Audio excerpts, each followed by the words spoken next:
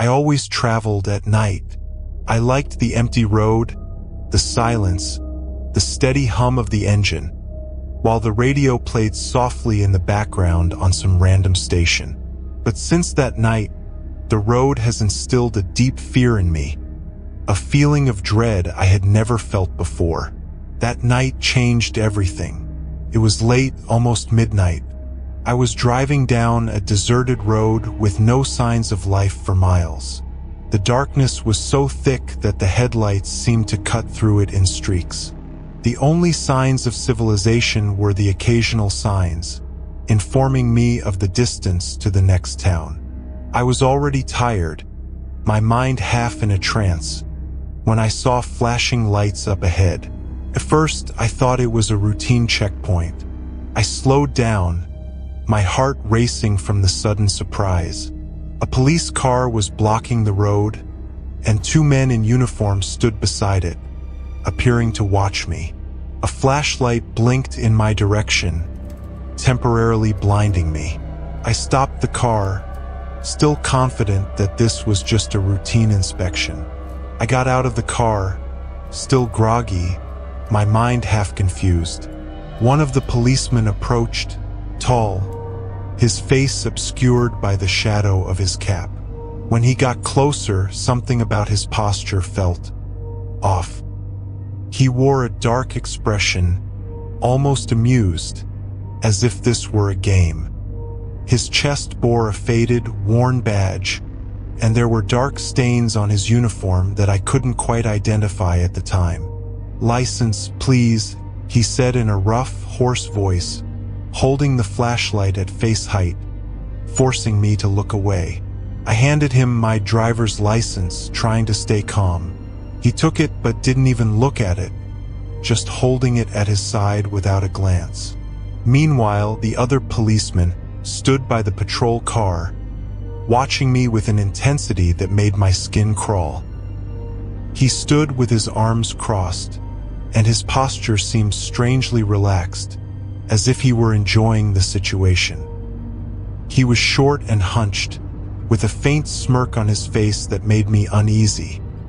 A slight, discreet smile with a hint of malice that didn't fit the demeanor of someone there to protect or assist. The man in front of me then asked me to open the trunk, and I obediently walked over to the car, trying to ignore the rising sense of alarm within me. As I passed him, I noticed a detail that made me shudder. The badge on his uniform was upside down, as if it had been carelessly attached. I took a deep breath, trying to stay calm, but the feeling that something was deeply wrong grew stronger. I opened the trunk and stood by it, waiting for him to inspect it. Instead, the man just stood there, his eyes fixed on me. The other policeman started circling the car, and I noticed he was holding something in his hand. A thin, metallic object that glinted in the faint light. It wasn't a flashlight. It wasn't a radio. It looked like a knife. My heart began racing so hard that I could barely control it. I started to realize I was alone, isolated, and that these men were not real police officers. They were imposters, and by the way they were acting, they weren't there for a simple inspection. A wave of panic surged up my spine as I tried to mask my anxiety. "Are you traveling alone?" the policeman beside me asked, with a cold smile, glancing at the empty car. "Where are you headed at this hour?" I swallowed hard, trying to appear calm, but my voice shook as I replied that I was on my way to a friend's house in the next town. He chuckled, a low, unsettling laugh, as if I just told him a joke. The other man continued to circle the car, keeping the shiny object in view, like a silent threat. "Why don't you get back in the car?" the first one said, his tone strange, as he moved closer to me. His words felt like a punch, and panic took hold of my body. He gestured to the back seat, suggesting I should sit there. I didn't think twice. Driven purely by instinct, I jumped back into the driver's seat and locked the doors.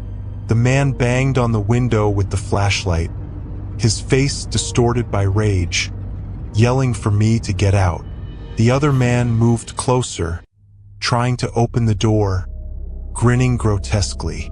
My mind was filled with terror, but my body knew what to do. I started the car, threw it into reverse, and floored the accelerator. The car jolted and began to move backward as they shouted and tried to reach me. In the rearview mirror, I saw the glint of the knife being raised, but I was fast enough to get away.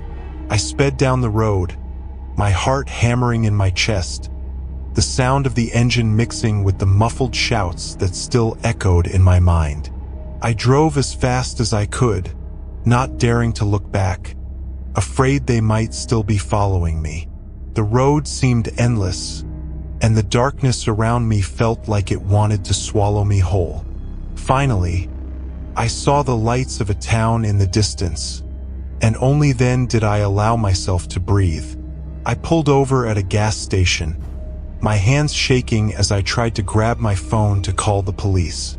I reported what had happened, but to my surprise, there was no record of any checkpoint or patrol in that area that night. Even after I hung up the phone, I stayed there, trying to make sense of what had happened. The images of that night, their cold smiles, the glinting knife in the man's hand, were burned into my mind. The authorities were never able to track down those men, and the road where I was stopped remained a mystery. Since then, I avoid driving alone at night. Those policemen weren't just imposters. They were predators, lying in wait for an unsuspecting traveler to cross their path in the dark.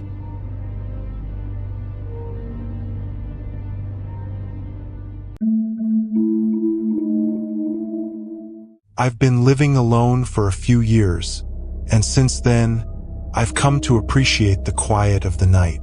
The city sleeps, and the silence of the early hours helps me relax. But there was one night, one in particular, that made the silence stop being a relief and become an unbearable burden. It was a cold night, like any other. It was past 2 a.m, and I was finishing a movie when I heard a knock at the door. It was firm and rhythmic, not too loud, but just enough to cut through the silence with a strange weight.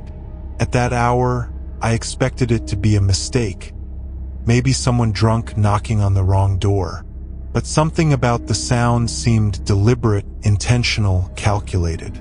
I got up hesitantly and walked over to the door. I approached and looked through the peephole. On the other side, I saw the figure of a man dressed in what looked like a police uniform. He was standing there, very straight, with a serious expression but no sense of urgency, as if he knew I was going to open the door. It didn't make sense, but even so, I unlocked the door. When I opened it, the officer introduced himself quickly, without showing a badge, without giving a name, simply saying he needed to talk to me. His voice was low, almost a whisper, and although he was in uniform, something about him seemed off. The uniform looked slightly misaligned, as if it hadn't been tailored to him. His face was shadowed, with dark circles under his eyes, which had a cold, empty gleam. He kept his hands behind his back, a posture that made me feel uneasy. "There was an incident in the building, and we need to ask you some questions," he said. His voice was low, but there was tension, an odd tone, like he was trying hard to sound calm. I felt my heart start to race. I asked what kind of incident it was, and he just repeated that I needed to cooperate, insisting that I let him in. When I hesitated, he stepped forward, crossing the threshold without waiting for an invitation. That sense of alarm began to intensify, as if a cold current ran down my spine. He was now inside my apartment, and his presence made the room feel oppressive. He began walking around the living room, his eyes wandering through the space as if searching for something. He asked strange questions. If I lived alone, if anyone had visited me recently. When I replied that I lived alone, a brief, unsettling smile appeared at the corner of his mouth, but he quickly resumed a serious expression. His posture was relaxed, but his eyes were restless, as if they were observing everything at once. With each question, his voice grew softer, but the tone became increasingly intrusive. Something inside me was screaming to get him out of there. I asked him to show his badge, trying to hide my nervousness. He smiled, a smile that didn't reach his eyes, and put his hand in his jacket pocket as if to retrieve something. But instead of a badge, he pulled out a crumpled piece of paper that looked like an old form, with no police emblem, nothing official. He held it out as if it were an ID badge and said, "I think this should suffice." The cold smile was still on his face. I felt that if I let that man stay there for another second, something terrible would happen. I tried to keep my composure, but it was clear that he was enjoying my discomfort. I took a deep breath and said, as firmly as I could, that I needed him to leave. He looked at me for a moment, his smile slowly fading, until his expression became completely blank. The silence stretched, and the room seemed to shrink around me. For a moment, I thought he wouldn't move, that he would just keep staring at me until I gave up. Finally, he stepped back, but his eyes remained fixed on me, as if he were memorizing every detail. Before leaving, he whispered something almost inaudible. Strange words, as if directed at someone else, maybe to someone or something he thought was there with us. I didn't understand what he said, but the words sent chills down my spine. He left without another word, and I closed the door, locking it immediately. My heart still racing, I went to the window and saw him standing below, looking up directly at my window. Even from a distance, I could feel the intensity of his gaze, something empty yet focused. I watched until he disappeared into the darkness, never breaking eye contact with where I stood. The next morning, I called the police to report what had happened. I wanted to understand what had happened, to confirm if he was really an officer. But what they told me left me even more terrified. There were no records of police in the area that night, and no one had been officially assigned to inspect my building. From that day on, the silence of the nights became unbearable. The sound of a knock at the door now makes me shudder, and even though I know the door is locked, I feel that at any moment he could return, with that cold smile and those empty eyes.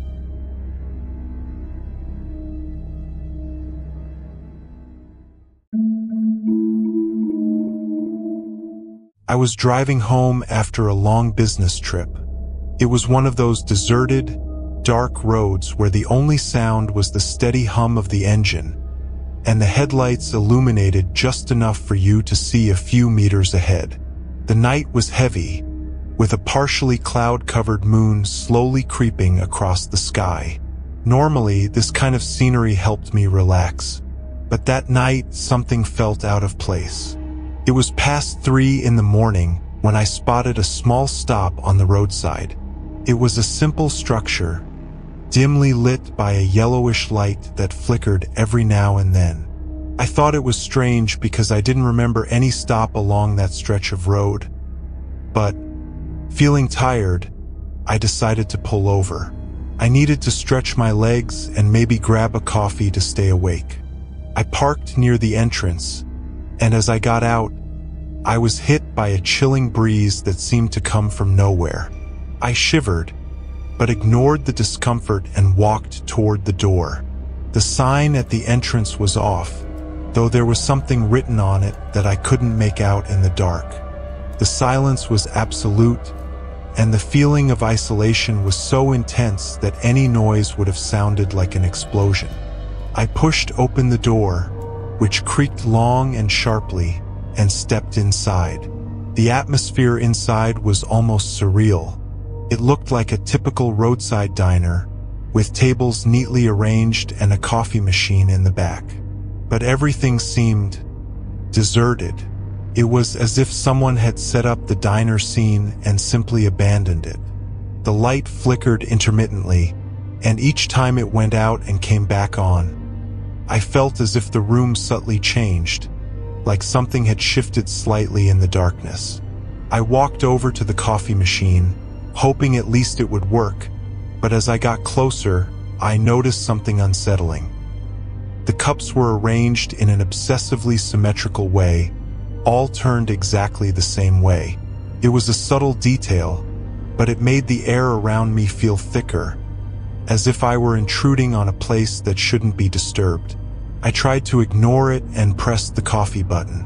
The machine made a strange noise, almost like it was choking, but after a few seconds, it started dispensing coffee. The smell was surprisingly strong, and I wondered how long it had been sitting there, waiting for someone to use it again. As the coffee was being served, I heard the door creak open behind me.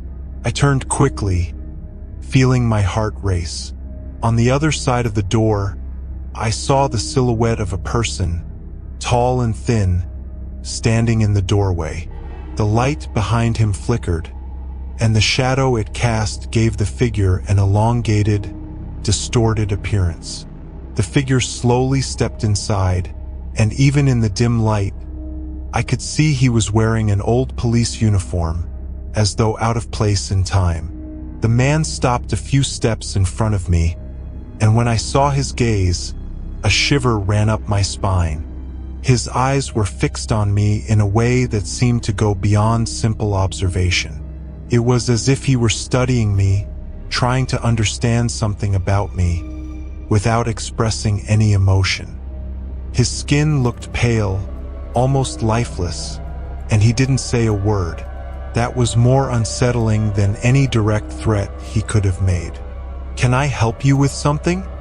I asked, trying to sound calm, but my voice came out shaky.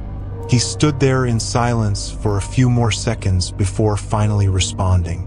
"Long road, isn't it?" His voice was strange, muffled, as if it came from a much greater distance than the few steps between us.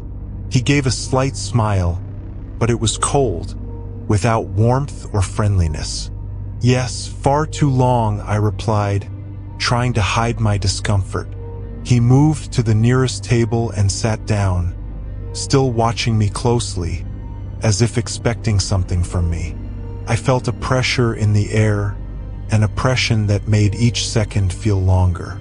Trying to keep my composure, I took a sip of the coffee, but the taste was horrible, bitter in a way that made me gag.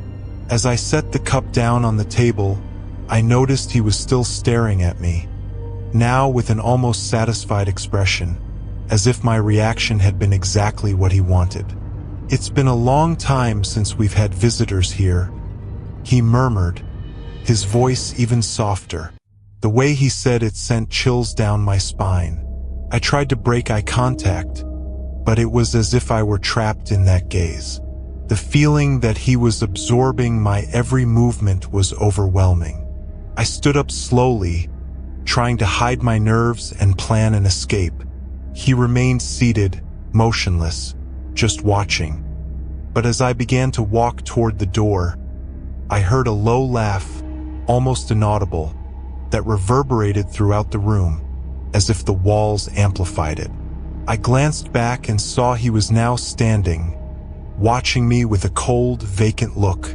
I was only a few steps from the door when I heard a creak, followed by the sound of footsteps that seemed to echo throughout the diner. My mind was gripped by fear, but I knew I had to get out as fast as possible. I quickened my pace and pushed open the door, feeling the cold night air hit me like a slap. I jumped into my car, started the engine, my heart still pounding. When I looked back through the rearview mirror, I saw him standing in the doorway of the diner, with that same sinister smile. He raised his hand and waved slowly, a gesture that seemed more like a mocking farewell than anything else. I pressed down on the accelerator and drove off as quickly as I could, not looking back again. Already back on the road, I could still feel his gaze following me, as if that encounter had left a deep mark. The fear I felt during that unexpected stop stayed with me, and since that night, I avoid any isolated spots on the road.